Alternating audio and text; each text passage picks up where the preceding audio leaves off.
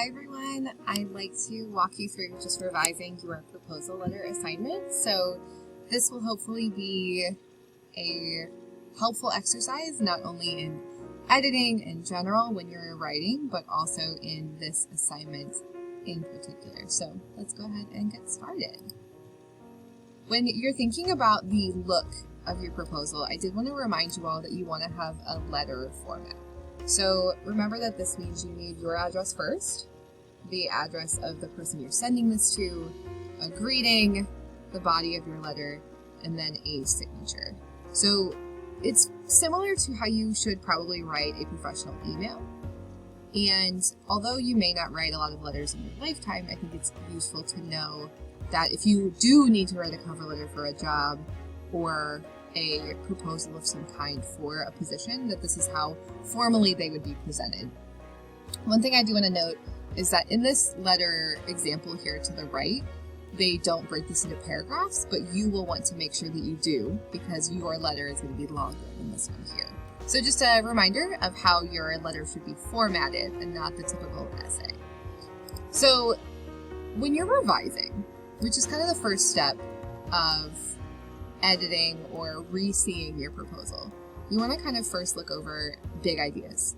So the big picture and how your ideas are fitting together before you get into grammar or sentence structure concerns.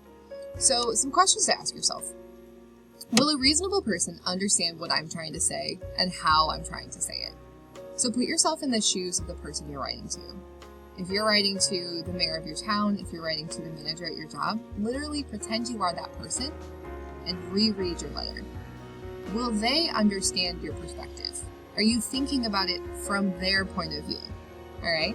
And then is your purpose clear throughout? And are you starting and ending strong?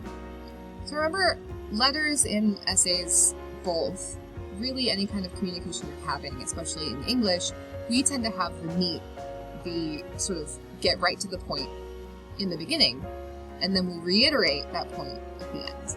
And this way, you sort of create a package that you are presenting to this person. So I wanted to talk about specifically conclusions. So your conclusion is your ability, your chance to end in a punchy way. So you don't want to just end with, like this first example, thanks for reading my letter, I hope you have a great day. Although this is very polite and it's not necessarily bad, but it doesn't ask your reader to do anything further. It pretty much says, reading this was all you need to do, which isn't really the point of your proposal, right? So the second option says, improving daycare options at SWIC would help students in the long run. Thank you for reading my letter. I hope you have a great day. This is getting there. It reiterates your point. It definitely sort of sums up what you've said. But the last one, it says, instead, I strongly believe improving daycare at the SWIC Granite City campus will benefit students, faculty, and our community as a whole. I hope you consider this proposal in making changes to our campus. That asks your reader to do something more. And really, that's the point of any conclusion. When you think about if you're asking for a raise at your job, you don't want to just end by saying, thanks for listening to me. No. You want to say, hey, actually consider this and here's why. All right, so conclusions are important. Now that you've got that in mind, what I want you to do is take a second, pause this video. Really, hit pause. And revisit your intro and your conclusion. Some things to think about in your intro. Do you have your clear thesis? Is it clear what you're asking to change? Do you introduce yourself if it's necessary? If you don't know the person you're writing to, it can help to say, hey, I'm so-and-so. I'm a student at SWIC and I'm writing to you because blank. And then do you give a reason for keep going? And then your conclusion, do you wrap it up? And do you give your reader something to think about or something to move forward with? So I'm going to pause here and revisit your introduction and your conclusion. All right, so now that you've revisited your intro and conclusion, you can look at the middle of your essay, the middle of your proposal. And you want to ask yourself, does each paragraph have a clear reason that goes back to my introduction?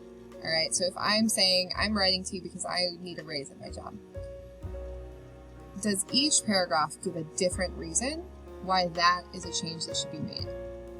And if you have personal experience, are there examples to really sort of illustrate your point?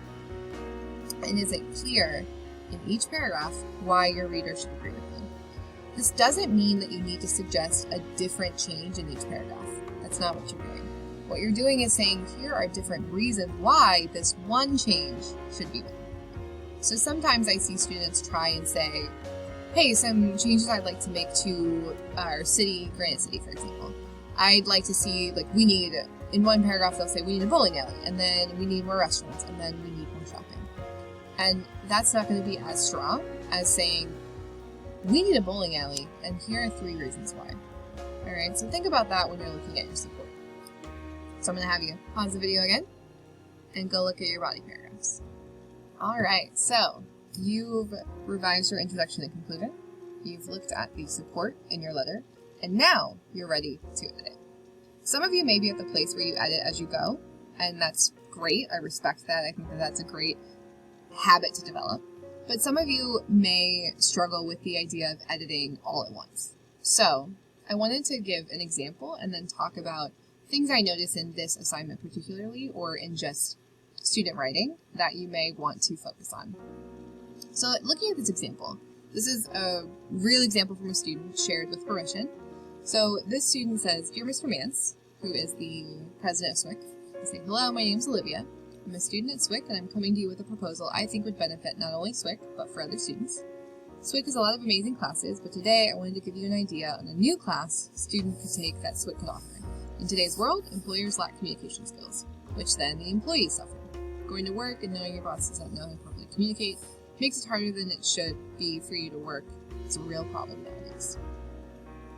So I even stumbled a little bit while I was reading this, and that comes to my first advice: read your letter out loud. You'll often see mistakes that you didn't know you were making. So in this example, we do see some punctuation issues, like there's no period here after nowadays, there's no space between these 2 words here, there's some commas missing, like in today's world, comma, employers lack communication skills. There's some sentence structure, like this here, which then employees suffer. That's not a full sentence. It's missing its partner. So we might notice some things like that. Other ideas you want to keep in mind is, are you clearly communicating your point? And here I might say that the student needs some more work there. They say, I'm coming to you with a proposal would benefit SWIC, but for other students. So I'm not sure what they mean here by SWIC. Is it SWIC students? Or do you mean like the institution? And then here, SWIC has a lot of amazing classes, but today I wanted to give you an idea on a new class students could take. But they don't tell me what class it is. And then they start talking about employers, which to me might be better in a body paragraph. So when you edit, you're thinking not only about punctuation and sentence structure, but also clarity. So along that same vein, let's talk about wordiness. I notice often when people are trying to describe a problem, or you're trying to write in a way that keeps people engaged, sometimes you think more words equal better. And that may be true, but the words that you choose to use are important. So, I don't know if you guys watch The Office, but there's an episode where one of the accountants, Kevin, he decides that he's going to use fewer words to accomplish his goals. He says, why use big words? Why use more words when less words do trick? And they have this whole conversation about how that actually isn't effectively communicating what he means. And that's what I want to point out here. So here's an example to the right. It says, in this day and age of easy technology and handheld devices and cell phones, it's easy to communicate with pretty much anyone, almost anywhere, literally any time of day. The question that this brings up is whether or not communicating all the time is good or bad. Because of the fact that we all need cell phones, we now rely on them too much.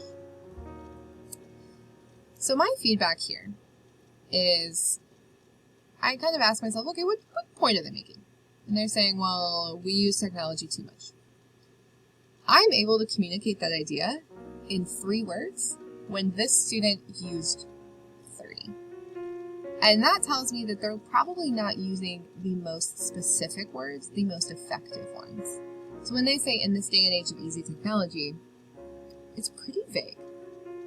What if I instead said in 2021, the way we communicate is pretty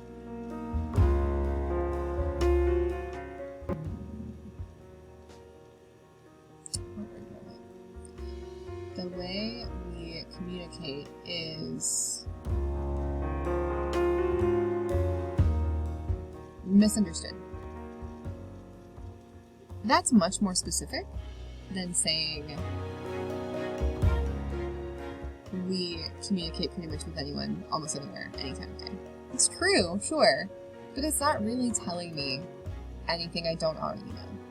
So think about specifically the words that you're using. And are you using too many to communicate really a simple point? Other editing things to keep in mind.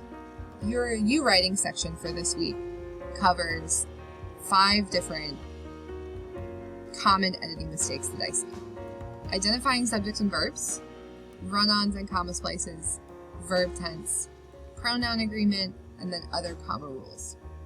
So what I'd like you to do this week while you're doing this reading is ask yourself, which of these do I struggle with?